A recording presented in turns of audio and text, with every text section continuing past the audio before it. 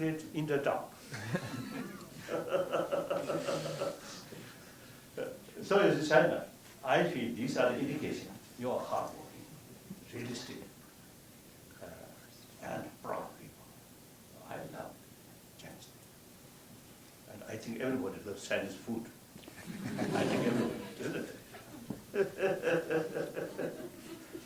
My friend, dear friend Sadarji, I think, do you love Chinese food? Very much. And then Spanish name also. Everyone does. So in any way, I really respect, admire Chinese people. So now, government level, difficult. I'm telling these days, some Chinese, my friend from Peking, I told them, last 30 years, I've done my best to solve this problem through mutually agreeable solution. But all my spirit destroyed by United Front office. So, in meantime, I retired now completely. Last 10 years, 11 years, since 2001, we already have elected political leadership. My position is semi-retired position. Now, last year, I completely, totally handed over all my political authority to that elected political leadership. Here, this is not only me personally retired, but also, you see, almost 4-century-old tradition, Dalai Lama institution automatically become head of both temple and spirituality, now that act. So now I have no direct or political responsibility, but happily or gladly, our new political leadership also, you see, publicly stated he follows our existing sort of middle way of approach, not seeking separation. So, and then also soon after 2008 crisis, or even before, in Canada, I think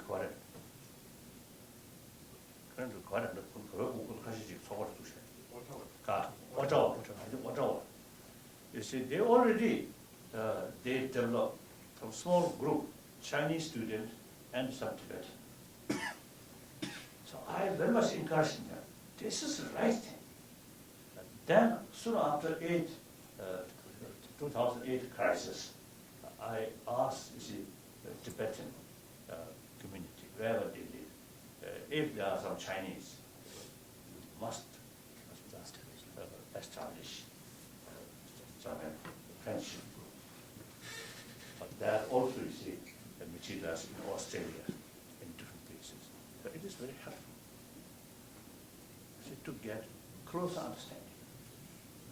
We are not anti-Chinese. In fact, we respect your nation. And in fact, now we will talk with China, economically also becoming stronger and stronger. So eventually, the Chinese people's ambition, China should become superpower.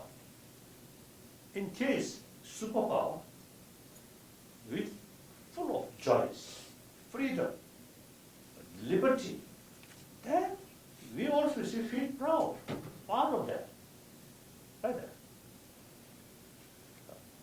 So therefore, future, if we really pursue properly, use full of our intelligence, not emotion, realistic way, our future is great. Once China becomes more democratic sort of society, open society, the respect from the rest of the world increasing, fear reduced. So far, the system there, closed society, secret society, unpredictable. Meantime, military spend increasing. So that creates fear among Japanese mind, among Indian mind, among South, and Vietnam also, communist country. But many Vietnamese fear. So, the open society, China, is not only Chinese interest, but also interest of the global level. So, you now can study in free country, America, greatest democratic country.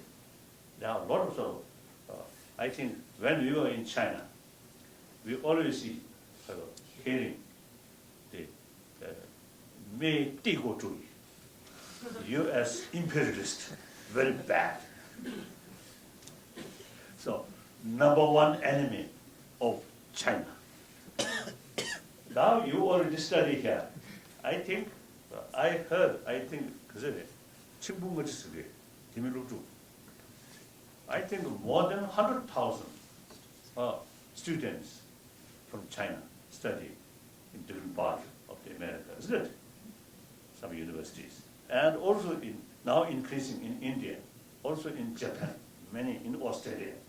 So now you have the opportunity to judge this country really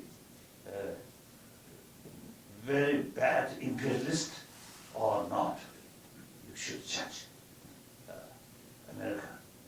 I think everybody can express, criticize your president without fear, isn't it? During Clinton, little problem. He also had to face the court judgment. At the Taiwan, former president put in prison.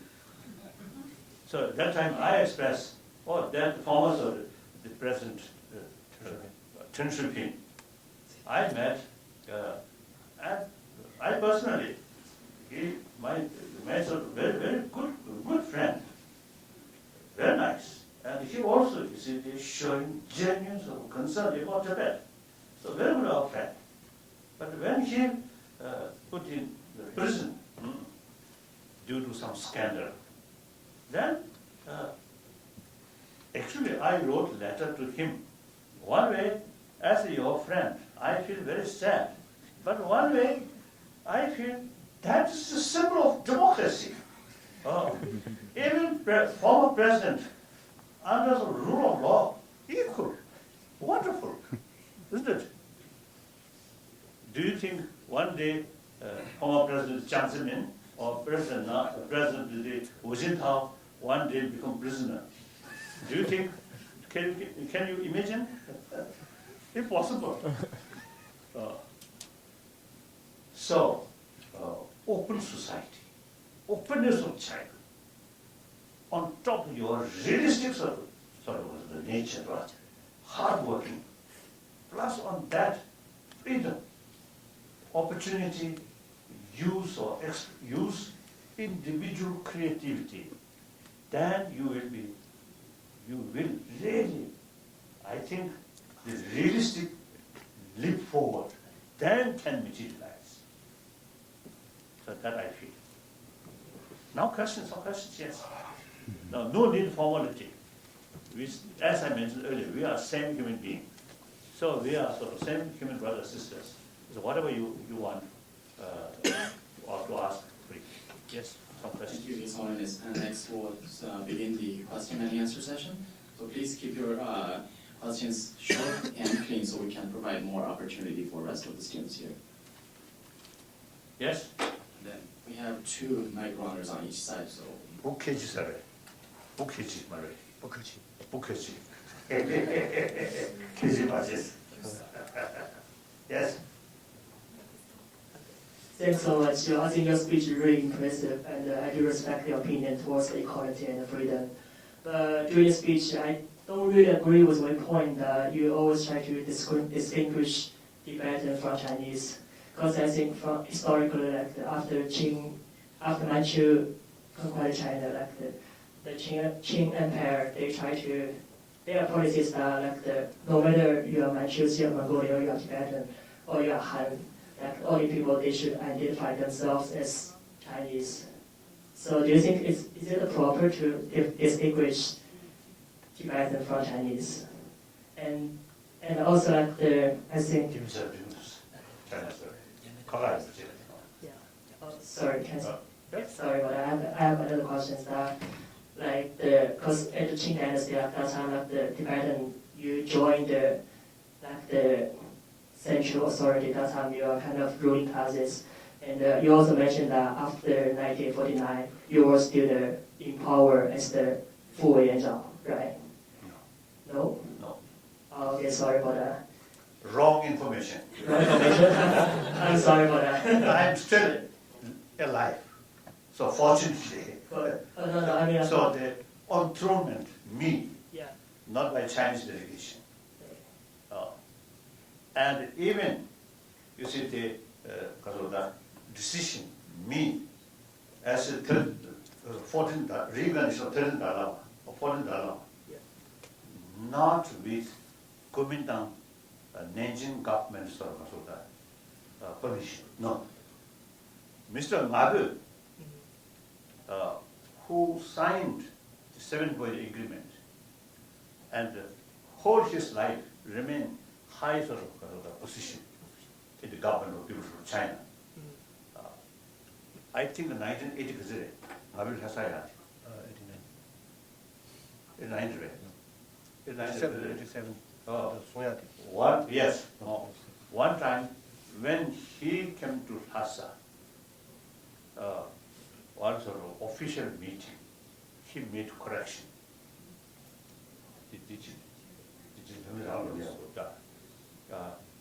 Gemi한테 디스가 Nanjing Kuomintang 시중기 and 달라나 and constitution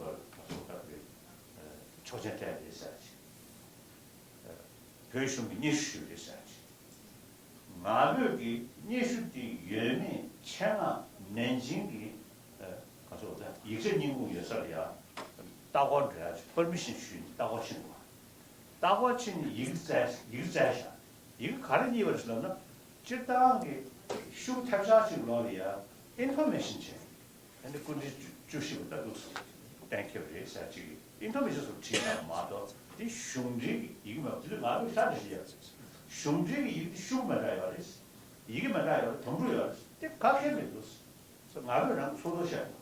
So this is a Tibetan official, Ngapu, who was who remained a high official within the People's Republic of China. And in 1987, during one of his visits to Tibet, he in fact made a very important clarification, because he said while he was in China, he also heard this idea that the recognition of the 14th Dalai Lama was done on the basis of applications made by the Tibetan government to the Nanjing Kuomintang government on the express permission of the government.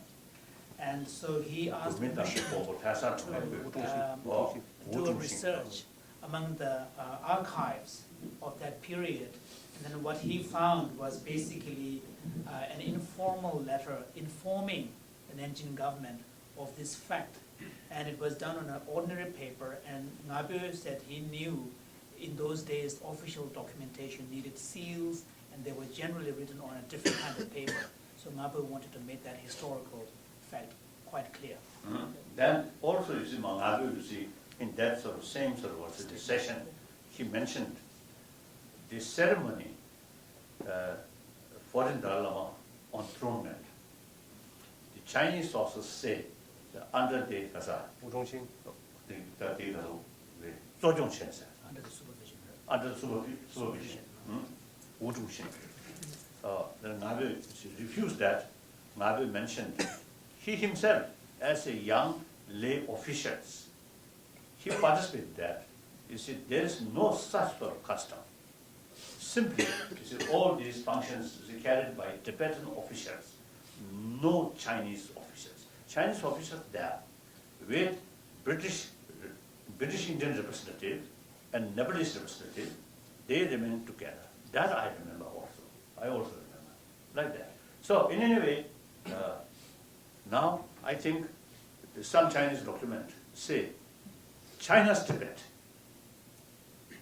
However, everywhere where I go, people or newspapers or people always say Dalai Lama of Tibet. No one said Dalai Lama of China.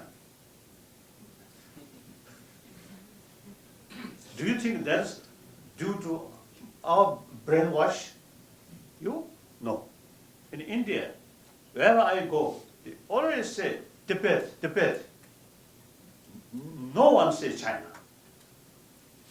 The very border, Indian border, previously the border mark, right? Border mark say Indo-Tibetan border. That's fact. And then more important, 1955, when I returning, taking to Hassa, by the way, Shingen, we stopped few days there. Then one day, we just touring the Shingen city's ancient wall. On the wall, we just relax about sunset. Relax. Then I think the Fusendang, Fusendang, I think Shanxi Fusendang, or I think Xigang Fusendang, can receive me. Xingyan. 들이 시간이요. 저는 가면 마찬가지 만 내년 중에 땅을 다수도 긴 보. 시간 그 I think Fusina. I know his face still very clear. So we sat together. Then he told me, in ancient time, when Xingyan was the capital of the Chinese emperor, then he told me that I think around 8th century, he told me Tibetan army reached here. The Chinese emperor compelled fled from city. He told me.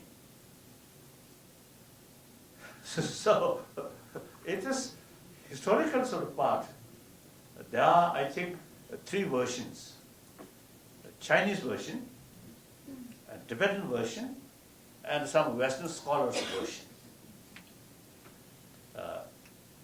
So as far as history is concerned, 很复杂,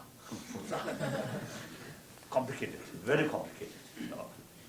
So better not talking about past, no matter what past history. We are 21st century, we are looking forward. That's my way of approach. I think like Indian Union, 47, established, not on the basis of historical factor. The United States established, not based on past history, isn't it? I think United States, no past history, except those the Red Indians, otherwise no history. Native American, but no history. Doesn't matter. Sometimes a communist authoritarian system, sometimes if they find some useful, then use history. Sometimes something different, then distorted, rewritten history, like former Soviet Union. Or again, you say, I have one sort of experience or memory. In 1955, when I visit different sort of states, and including Tumbe, Harbin, Shenyang, this area. I think Harbin, one museum. Actually, I think the U.S. carrier, I think Mississippi or something, or who carry the MacArthur, who take the surrender of Japanese army. Is it Mississippi? Missouri. Oh, Missouri. Oh, yes. So when I was in Tibet, I mean, before that, I regularly received some papers like Life magazine or some other sort of newsreel. So I already know these things. So most probably I think Harbin or Dalai, Ludaho, I think Dalai. One museum, one picture of that American carrier and Japanese military leaders, you see, they stand and back after there. So I already know that picture there. Then I also pretended I do not know these things. So then I asked the Chinese guide, what is this picture? And he told me, this Russian carrier. So accepting the surrender of Japanese.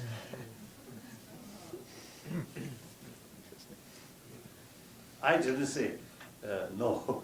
I just like that.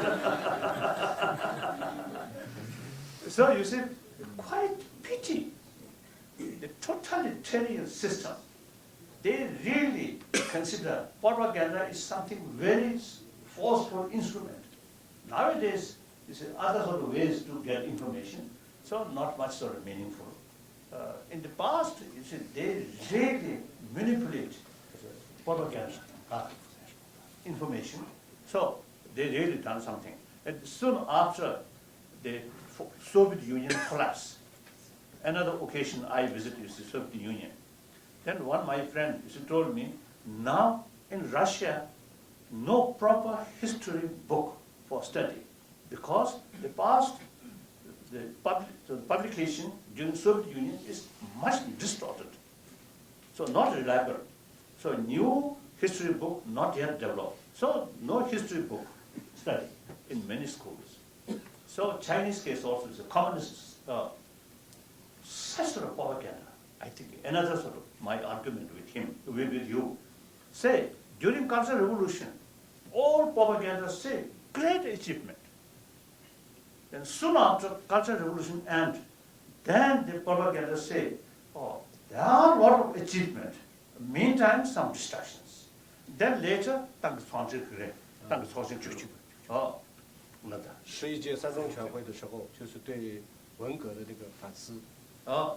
The Cultural Revolution only destruction. So same source, Communist parties sort of propaganda. Different time, they see different vision, according to their own sort of political sort of view, like that. So don't rely those officials of the version about past history. It's dangerous.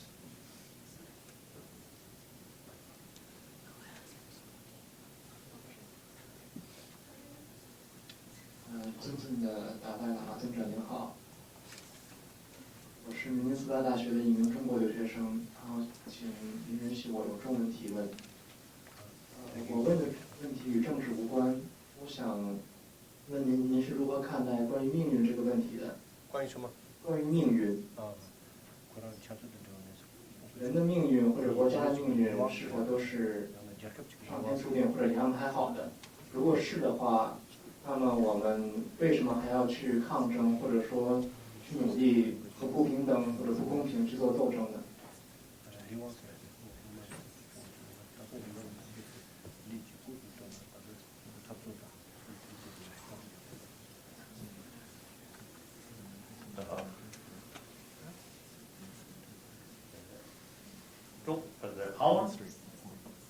你听得懂英文吗？ Okay, then now here I think a little bit of philosophical sort of point.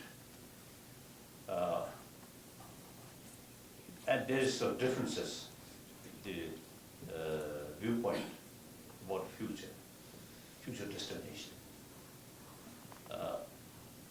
Now as far as Buddhism is concerned, or rather I think some ancient Indian sort of thinking, the law of causality, law of karma. That means law of causality. So karma means action. So future destination ultimately depends on present our action. So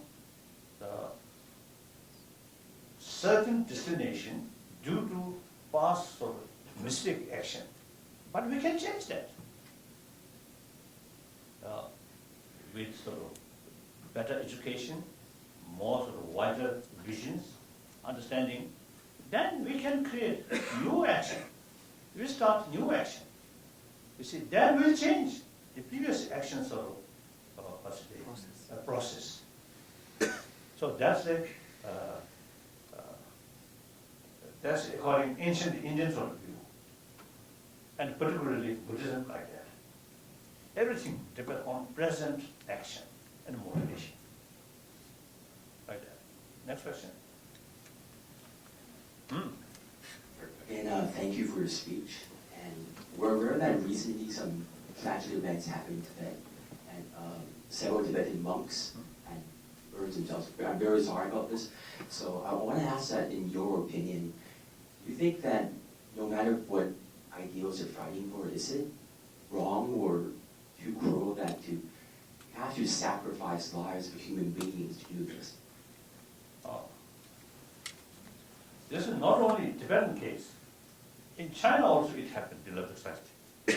曾经在1966年的时候，在山西的法门寺，有一位主持，他为了保护当时的文物，也是进行了自焚。所以呢，当时的红卫兵没有把山西的这个法门寺的佛的这个舍利被摧毁。During Cultural Revolution, one sort of important monastery, some red guard is to come to destroy.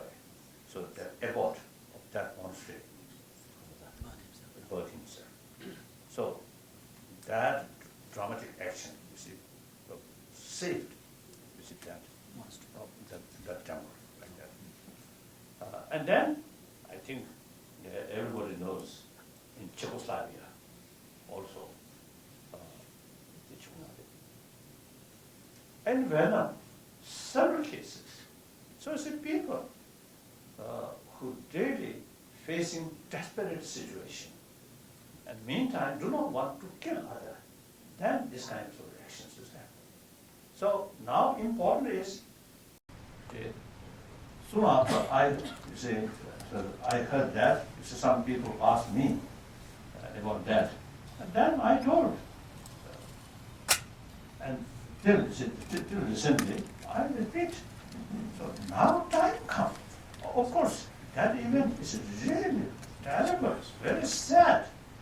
But now we must investigate thoroughly what is the causes of that. These monks of Tibetan, or the lay person and Imeyori, nuns also. So these are not drunk, not mad,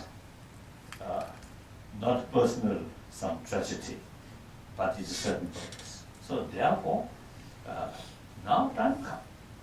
The Chinese leaders must carry thorough investigation. What is the causes? So that's important. And then about my own opinion, that I do not think this is something very sensitive political sort of point. So therefore, I already retired, so I do not want to make comment on these things. So I really like your opening address about if we are looking at the Earth from the universe, we can see that there's no boundary, and your attitude on the improvement of the public welfare. And therefore, I really want to focus on the question of public welfare and actually public health. So as we know, Asian traditional medicine is actually pretty famous, and famous for its herbal medicine and mindfulness, which is also emphasized by the Tibetan tradition. And I want to ask you about your attitude on the traditional Chinese herbal medicine usage in America and possibly in the world, as well as traditional Asian medical skill that is incorporated with mindfulness skill. Because I know that in Tibet, the mindfulness is actually pretty much emphasized by that. What's mindfulness? What does it mean? Mindfulness, mindfulness. Mindfulness. Like meditation. 这个是啥？能说？哦， Yes, I am one patient who often take Tibetan medicine, you know. But some sort of urgent things or emergency thing, Tibetan medicine is not much effective. So we have to accept allopathic medicine much more effective. But long run, and as a preventive measure, Tibetan medicine is very good. And then Chinese traditional medicine as well. Zhongyu, Zhangyu, Shiyu, wonderful. And India's Ayurvedic medicine, medical system, wonderful. And then Unani medical system, mainly I think from Persia, this area, in ancient time.